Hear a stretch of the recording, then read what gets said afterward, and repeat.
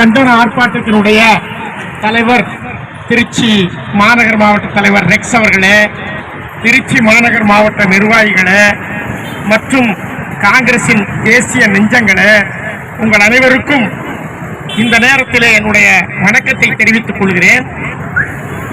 இந்தியாவிலே பிரதமர் மோடியினுடைய ஆட்சியை பற்றி எல்லோரும் அறிவார்கள். அவர் யாருக்காக ஆட்சி பண்றார்? அவர் இங்க இருக்கிற ஒரு 10 பணக்காரங்களுக்காக ஆட்சி பண்றார். அவர்களுக்கு இந்தியாவினுடைய மாண்பை காப்பாற்ற வேண்டும், மரியாதையை காப்பாற்ற வேண்டும், உலக அரங்கிலே இந்தியருடைய மரியாதை குறையக்கூடாது என்ற எந்த எண்ணமும் கிடையாது. ஏதாச்சும் முதலாளி பாதிக்கப்பட்டா உடனே குரல் கொடுப்பாங்க. ராகுல் காந்தி போய் பேசினார்னா உடனே மரியாதையை கெடுத்துட்டாருப்பாங்க. ஆனால் இன்றைக்கு இந்தியர்கள் அமெரிக்காவிலிருந்து காலிலும் கையிலும் விலங்கிட்டு பெரியார் மட்டும் இல்ல 4 வயசு குழந்தை என்ன செய்ய போகுது, அதுக்கு கூட கையிலையும் காலையும் விலங்க போட்டு ஏரோப்ளைன்ல ஏற்றி அனுப்பிச்சிருக்காங்க. ஆனா சொன்னே இல்லாம இந்த பிரதமர் மோடி ஆட்சி, அதை நம்ம தான் கண்டிக்கிறோம். காங்கிரஸ் கட்சி தான் இன்றைக்கு இந்த பிரதமர் மோடியினுடைய காட்டாட்சிக்கு கடிவாளமா இருக்குது. நம்ம கடிவாளம் மட்டும் போடலாம் வச்சுங்க, இன்னைக்கு இந்தியாவே வித்து போயிருப்பாங்க. எல்லாத்தையும் தனியாருக்கு வித்துருவாங்க, எல்லாத்தையும் 10 பணக்காரத்துக்கு வித்துருவாங்க. எந்த மான மரியாதையும் இங்க இருக்காது. ஆனால் ஏதோ ராகுல் காந்தியினுடைய காங்கிரஸ் கட்சியும் இருக்கின்ற காரணத்தினால் இன்றைக்கு இந்தியா இந்த அளவாவது காப்பாற்றப்பட்டு கொண்டிருக்கிறது. இன்னைக்கு ஒரு பிரச்சனைன்னா உடனே நம்ம தான் குரல் கொடுக்கிறோம். இந்தியா முழுவதும் காங்கிரஸ் கட்சி இந்த கண்டன ஆர்ப்பாட்டத்தை நடத்தி கொண்டிருக்கிறது.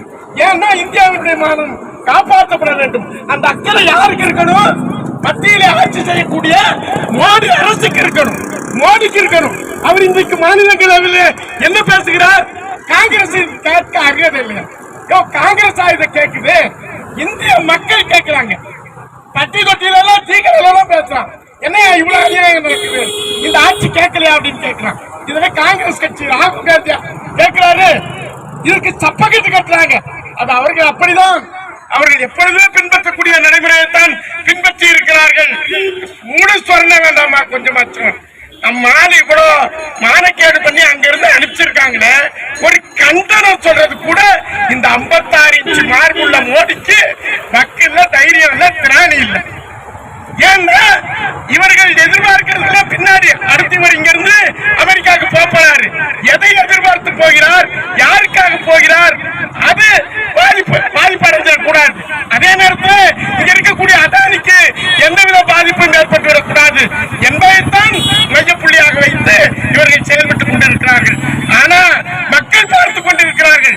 ராகுல் காந்தி கேட்கறதில்லை, இன்றைக்கு இந்திய மக்கள் கேட்கிறாங்க. இப்படிப்பட்ட ஒரு அரசாங்கம் இந்த நாட்டிற்கு தேவையா?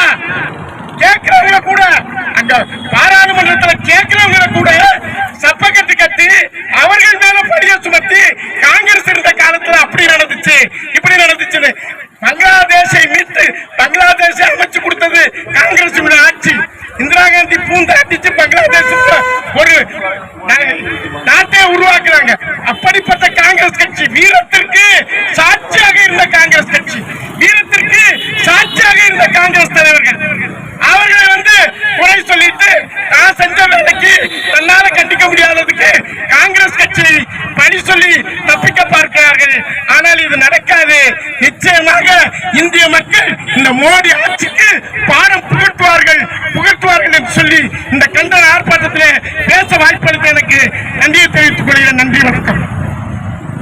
நன்றி.